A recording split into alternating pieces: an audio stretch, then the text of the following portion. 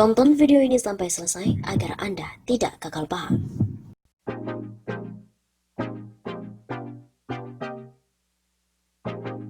Media asing soroti ambisi Jokowi, tak suka analisis, dia senang dengan aksi dan keputusan yang ugal-ugalan.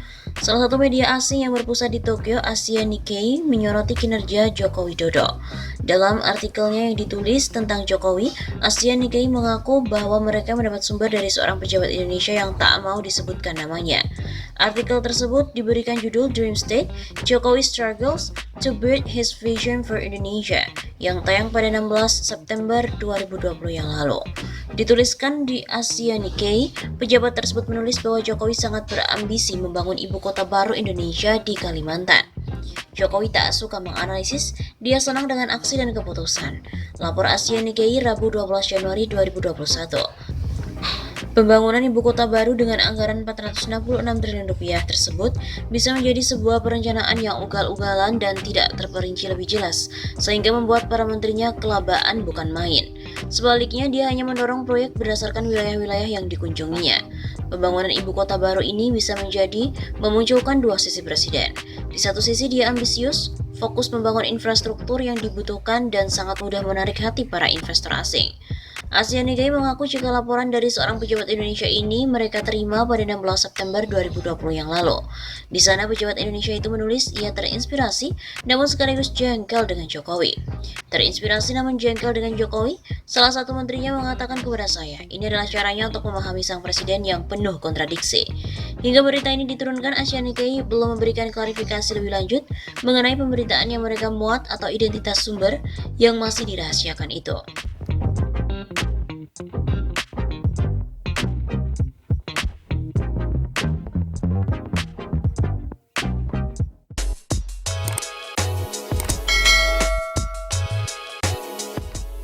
Jadi aib besar korupsi Menteri Sosial Republik Indonesia di saat pandemi COVID-19 jadi sorotan dunia internasional. Menteri Sosial Republik Indonesia, Juliari Peter Batubara, ditetapkan sebagai tersangka oleh Komisi Pemberantasan Korupsi (KPK) dalam kasus korupsi bantuan sosial COVID-19. Mensos ini diduga menerima total 17 miliar rupiah. Sungguh-sungguh, ini adalah aib besar bagi bangsa Indonesia. Di masa pandemi, Menteri Sosialnya malah korupsi bansos yang diberikan kepada rakyat. Korupsi bantuan sosial untuk penanganan pandemi ini menjadi sorotan dunia internasional. Berbagai media internasional dari Barat, Asia, Amerika Latin sampai dengan Timur Tengah memberitakannya. Yang pertama adalah media dari France 24, memberitakan Indonesia Minister arrested over pandemic aid corruption. Kemudian yang kedua, dari South China Morning Post menuliskan, Indonesia Minister Juliari Batubara accused of embezzling coronavirus aid funds. Kemudian yang ketiga, dari The Sydney Morning Herald memuat headline, Indonesia's Social Minister named suspect in $1 million bribery. Kemudian yang keempat, dari Hindustan Times memberikan judul Julian Batubara, Indonesia's Social Minister named suspect after bribery raid. Kemudian yang kelima, dari AFP menyoroti Indonesia Minister arrested over pandemic aid corruption.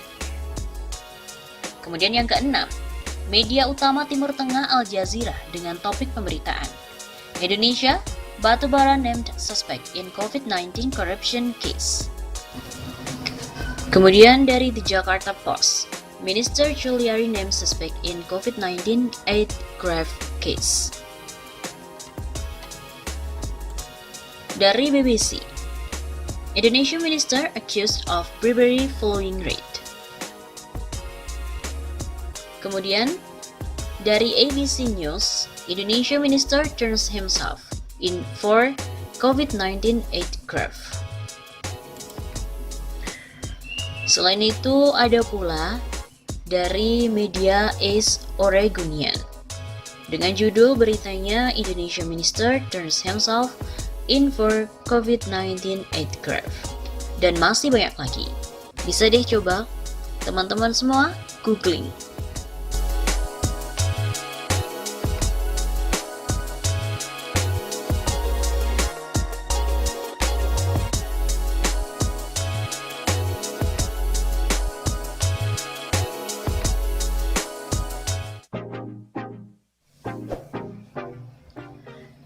Juliari, Wakil Bendahara PDIP. Apakah uang suap dana bansos mengalir ke PDIP? Komisi Pemberantasan Korupsi atau KPK terus mendalami dugaan aliran suap pengadaan dana bansos COVID-19 yang menjerat Mensos Juliari Peter Batubara. Meski tak secara khusus menyebut partai tertentu, PLT Jubir KPK Ali Fikri mengatakan pihaknya belum sampai ke arah sana. Adapun seperti diketahui, selain sebagai Menteri Sosial, Juliari Batubara memegang jabatan di PDIP sebagai Wakil Bendahara Umum. Dia Wakil Bendum Parpol, yaitu faktanya. Apakah kemudian ada aliran dana ke parpol tertentu yang dia ada di situ? Ini kan bagian materi penyidikan. Nanti akan digali lebih lanjut dalam proses saksi. Kata Ali di Gedung Merah Putih Jakarta pada hari Minggu 6 Desember. Menurut Ali sendiri, penyidik masih memfokuskan untuk melakukan penyidikan terhadap Juliari sebagai tersangka penerima suap. Apa, kemana, dan selanjutnya itu kan nanti baru dikembangkan, begitu katanya. Seperti diketahui, KPK telah menelusuri dugaan aliran suap Mensos Juliari Batubara ke PDIP.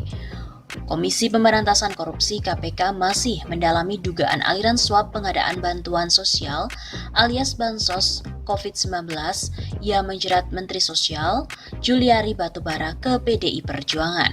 Terlebih Juliari diketahui merupakan Wakil Bendahara Umum DPP PDIP. Dia merupakan bendahara umum parpol dan itu faktanya. Lalu apakah kemudian adanya aliran dana ke parpol yang ada dia di situ? Ini adalah bagian dari penyidikan. Nantinya akan digali lebih lanjut dalam proses saksi. Menurut Ali, kekinian penyidik masih fokus untuk melakukan penyidikan terhadap Juliari sebagai tersangka penerima suap. Setelah itu penyidik juga akan menyelusuri kemana saja aliran suap yang diterima Juliari Batubara itu mengalir, termasuk dugaan ada atau tidaknya ke partai politik. Pengungkapan kasus korupsi terkait pengadaan bansos COVID-19 di Kementerian Sosial berawal atas adanya operasi tangkap tangan atau OTT terhadap 6 orang. Beberapa di antaranya merupakan pejabat di Kementerian Sosial. Ke-6 orang tersebut yakni Matius Joko Santoso alias MJS selaku pejabat pembuat komitmen atau PPK di Kementerian Sosial. Wan Guntur alias WG selaku Direktur PT 3 Pilar Agro Utama, Ardian IM alias AIM selaku pihak swasta, Hari Sidabuke alias HS selaku pihak swasta, Shelvi N alias SN selaku sekretaris di Kementerian Sosial, dan Sanjaya alias SJY selaku pihak swasta. Mereka terjaring OTT KPK di beberapa wilayah di wilayah Jakarta pada hari Sabtu 5 Desember sekiranya pukul 2 dini hari waktu Indonesia Barat. Penyidik KPK kemudian menetapkan 5 orang sebagai tersangka, 3 tersangka selaku penerima dan 2-nya sebagai pemberi suap.